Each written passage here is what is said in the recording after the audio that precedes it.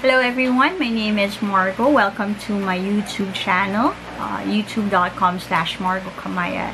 And in this episode of my vlog series, I'm here to recommend two books about the last of the Romanovs, or the particularly Nicholas II and his family.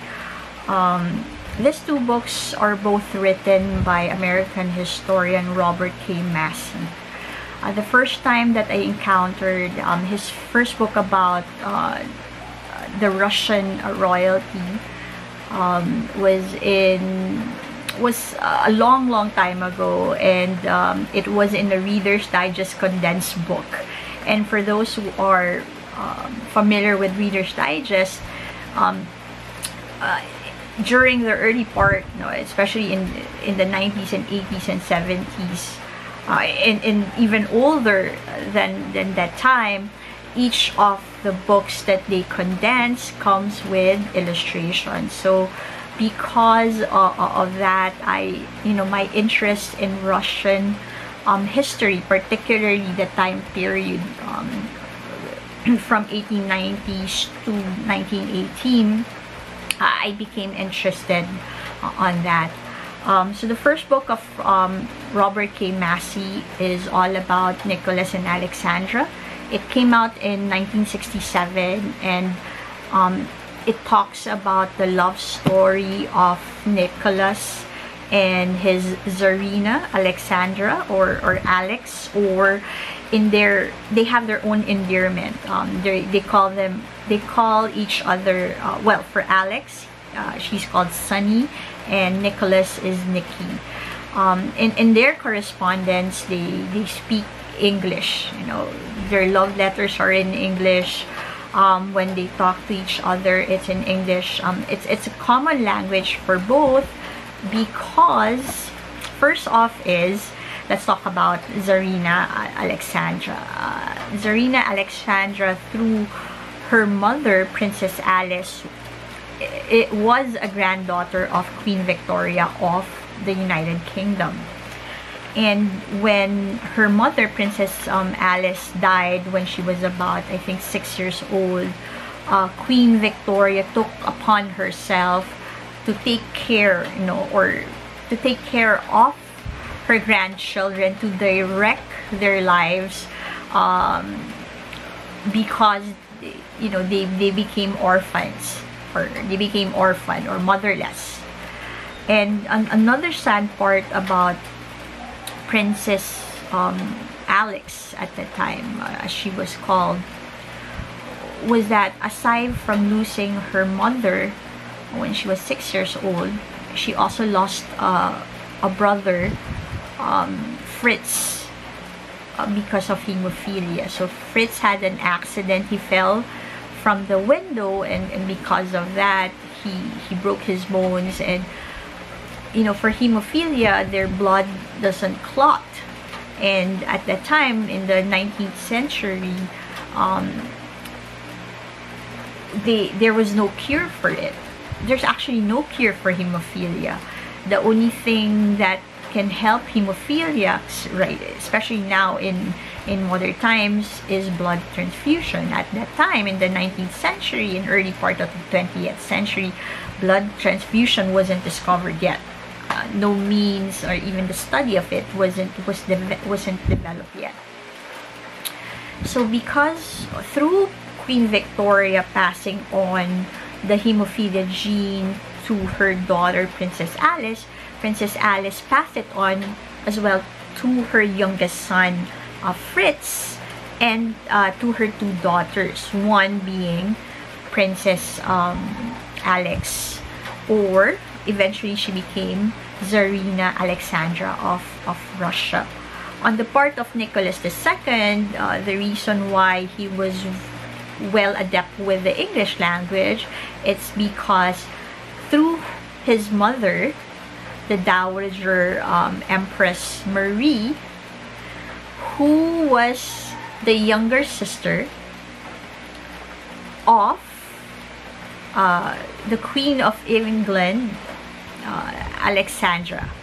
Alexandra Yes, it's kind of weird, no? But Alexandra is the wife, or was the wife, of Edward the Seventh.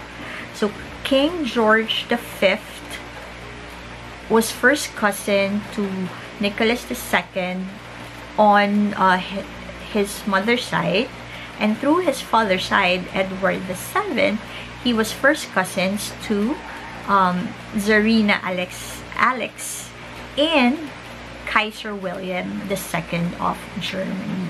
So when you look back, you know, when you read history books about World War I, it's also called the Cousins' War, because Germany, Britain, Russia, they were all related by blood.